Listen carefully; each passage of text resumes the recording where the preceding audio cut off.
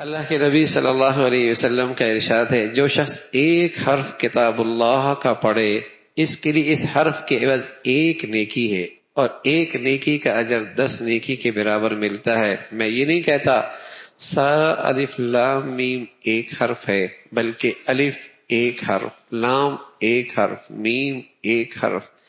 کسی کو چند لمحوں میں 30 ریال مل جائیں، 30 ڈالر مل جائیں، 30 پاؤنڈ مل جائیں، 30 پاؤنڈ مل جائے چند لمحوں میں، کیا کہے گا؟ ابے کیا مزہ ہے۔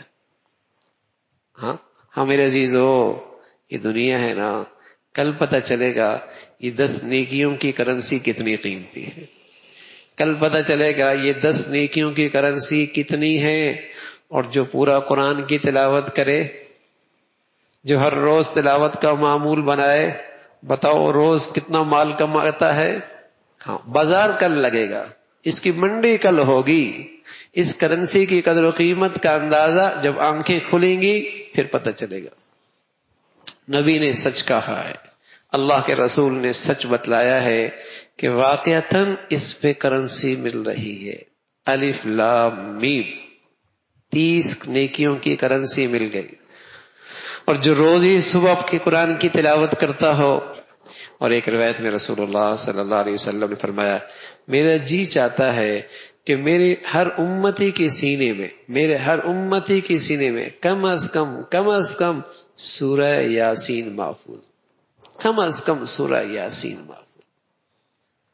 تو میرے عزیزو، اللہ نے صحت دے رکھی ہے، خوشحالی بھی دے رکھی ہے، فرصت بھی دے رکھی ہے، تو میرے عزیزو اس دولت کی بھی قدر کر، بڑی دولت ہے۔ جیسے اللہ نے یہاں خوشحال رکھا ہے، کل اس سے زیادہ خوشحالی مل جائے۔ جیسے اللہ نے یہاں دنیا کی دولت اور مال دے رکھا ہے، اللہ کل نیکیوں کی شکل کے اندر بھی ہمیں مالدار بنا دے، پھر مزہ ہے نا بھائی، پھر مزہ ہے۔ اس دولت کا کیا مزہ جس کے بعد پھر فقیری اور محتاجگی ہے۔ تو خوشحالی کے ساتھ، دنیا کی فراوانی کے ساتھ، نیکیوں کے اندر بھی مالدار ہو، آگے بڑھنے والا ہو، بڑا ہی قابل رشک آدمی ہے، بڑا ہی خوش نصیب آدمی ہے۔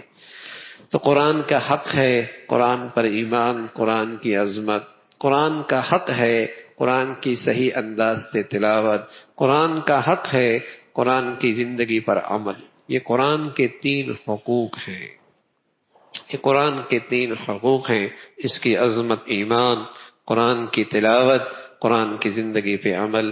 اللہ ہم سب کو بھائی مرتے دم تک ان حقوق کی رعایت رکھنے کی توفیق نصیب فرما دے۔